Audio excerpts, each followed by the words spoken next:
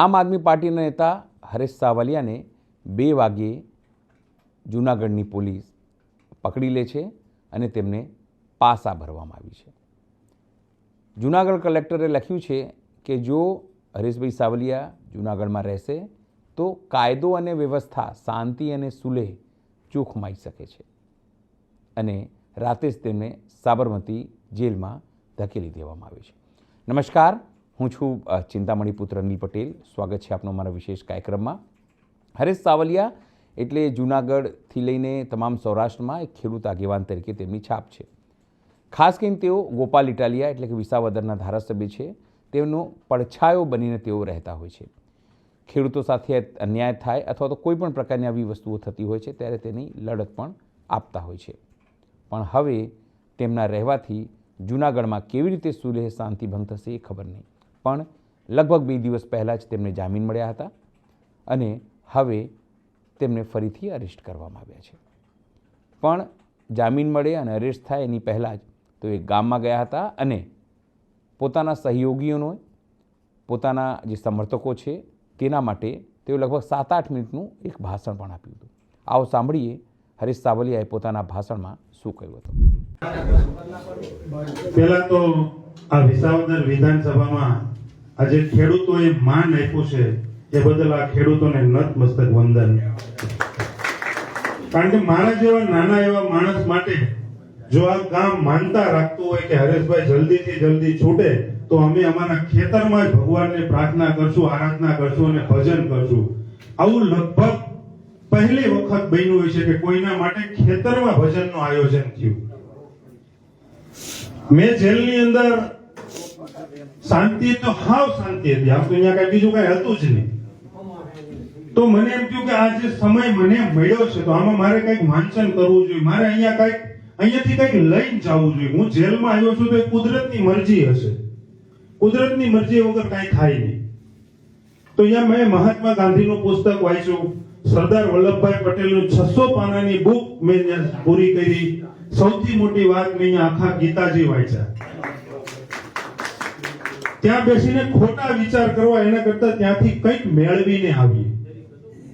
તો બોરસદના ખેડૂતો માટે જે વલ્લભભાઈએ રણસિંગું ફૂંક્યું હતું અને જે બોરસદ અને મેં અહીંયા બારડોલી, આ 2 ઇતિહાસ એના ખાસ છે જે ખેડૂતો માટે વલ્લભભાઈ પટેલ લડ્યા હતા.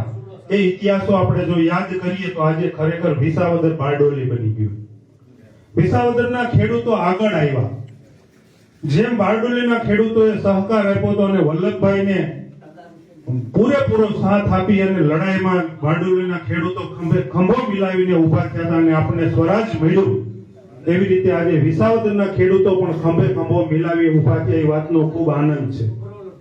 નકરા તાનાશાહી સરકાર સામે કોઈ બોલવા તૈયાર નથી. આ લોકો પાસે હવે જેલમાં પૂરવા સિવાય કોઈ હથિયાર નથી. હમણાં ખેડૂતો બોલ્યા કે જેલમાં શું અનુભવ થયો, ક્યારેક અમારે જવાનું થાય તો.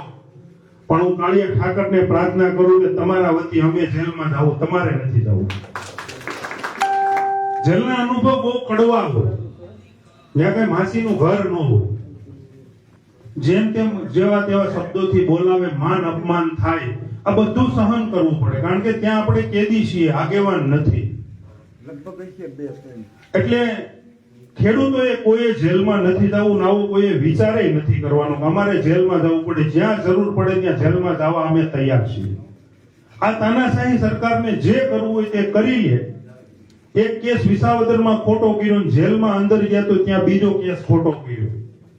એકના જામીન 21 દિવસના સજા બાદ મળ્યા અને બીજાના જામીન આ ખેડૂતોના આશીર્વાદથી જે જામીન 90 દિવસે મળવાના હતા એ 9 દિવસે મળ્યા. નકર 307ની કલમના 90 દિવસ પહેલા જામીન થાય નહીં. પણ ખેડૂતોના આશીર્વાદ, કંઈક સારા કામ કર્યા હશે, કોઈ અમારા વડવાઓના પુણ્ય કામ આવ્યા અને 9 દિવસની અંદર જામીન મળી ગયા.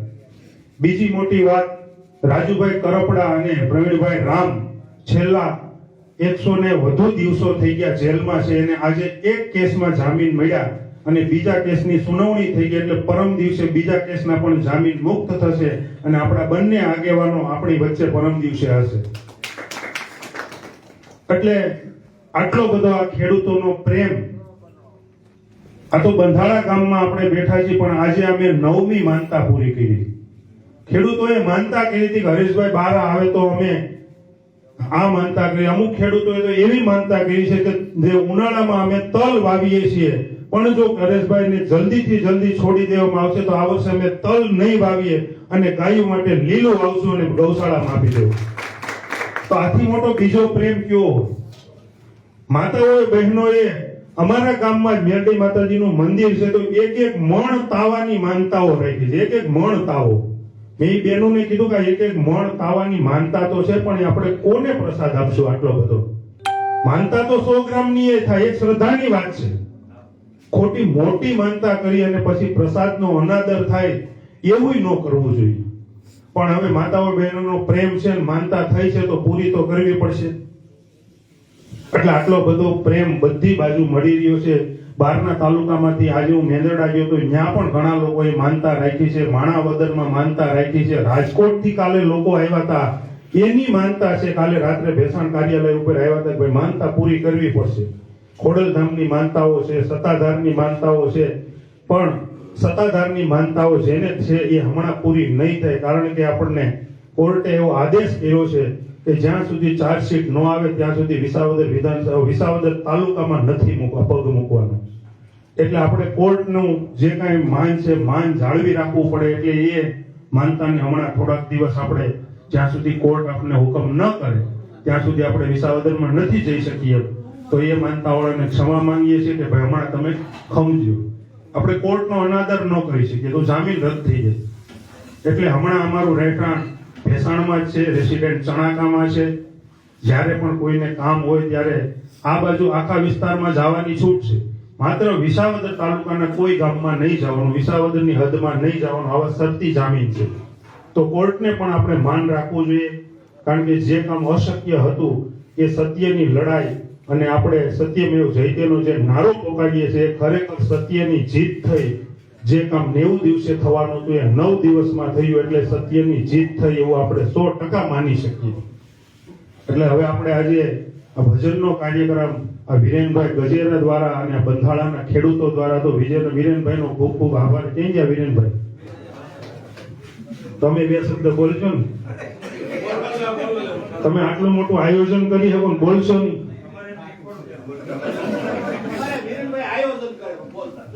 એટલે વિરેનભાઈનો ખૂબ ખૂબ આભાર. અને આ બંધાળાના ખેડૂતો જે આજે આપણે ખેતરે આ કાર્યક્રમ રાખ્યો છે, તમે એક સાબિત કરી દીધું કે અમે ખેડૂતના દીકરા છીએ. રાત્રે પણ 12 વાગે ખેડૂતના દીકરા વાડીએ ભજન કરી શકે, આ સાબિત થઈ ગયું. એક શ્રદ્ધા અને એક વિશ્વાસ હોવો જોઈએ, એટલે બધું થાય. આપણે પ્રભાતપુરથી રાકેશભાઈ સરપંચ પણ પધાર્યા છે, તો એનો પણ ખૂબ ખૂબ આભાર. હરિભાઈ ધડુક અને મારી સાથે 2 મિત્રો જે હતા જેલમાં, હાવ ખોટી રીતે કલમો લગાવવામાં આવી અને કલમો પણ એટલી બધી લગાવી છે કે વાંચીને થાકી ગઈ. એટલી બધી કલમો લગાવી, જે મનમાં આવતી હતી બધી લગાડી દીધી. એવા બંને મિત્રો પણ આપણી વચ્ચે આજે છે, ભદ્રેશભાઈ અને રવિભાઈ ડોબરિયા, જે ખોટા કેસમાં મારી સાથે, એ આગળના કેસમાં એ 21 દિવસે એને જામીન મળી ગયા. પણ મારે જે અંદર જે કેસ થયો તો ખોટો, એના માટે 9 દિવસ વધારે રહેવું પડ્યું. એટલે ટોટલ 31 દિવસનું જ્યાં ભગવાન કૃષ્ણનો જન્મ થયો તો એ જગ્યાને હું દર્શન કરીને આવ્યો છું. જેલ નહોતી, એ એક આપણું યાત્રાધામ હતું કે જ્યાં ભગવાન કૃષ્ણ જન્મ્યા હતા. જો કાળિયા ઠાકરને અહીંયા જન્મવું પડતું હોય તો આપણે તો કાળા માથાના માનવી છીએ, એમાં કઈ દુઃખ ન લગાડવાનું હોય. પણ આવું એક વાર નહીં પણ અનેક વાર આ તાનાશાહી સરકારને જે કરવું હોય તે કરી લે, પણ આ ખોળિયામાં જીવ છે ત્યાં સુધી ખેડૂતો માટે લડશું, આ અમે વચન આપીએ. એટલે કોઈએ ડરવાની જરૂર નથી. પાપનું હંમેશા ક્યારેક ને ક્યારેક તો નાશ થાય છે, એવું આપણે મેં ગીતાજીમાં પણ વાંચ્યું કે પાપનો અંત તો હોય જ. એનો ક્યારે આવશે આપણને નથી ખબર, પણ આવશે એ વાત ફાઇનલ છે. આપણે ભગવાનને પ્રાર્થના કરીએ કે જલ્દીથી જલ્દી આ પાપનો અંત આવે અને હવે આપણે ભજનને આપણે આગળ વધારીએ, જે માટે ભેગા થયા છીએ. રાકેશભાઈને કે 2 શબ્દ બોલશે. રાકેશભાઈ સાવલિયા, પ્રભાતપુરના સરપંચ.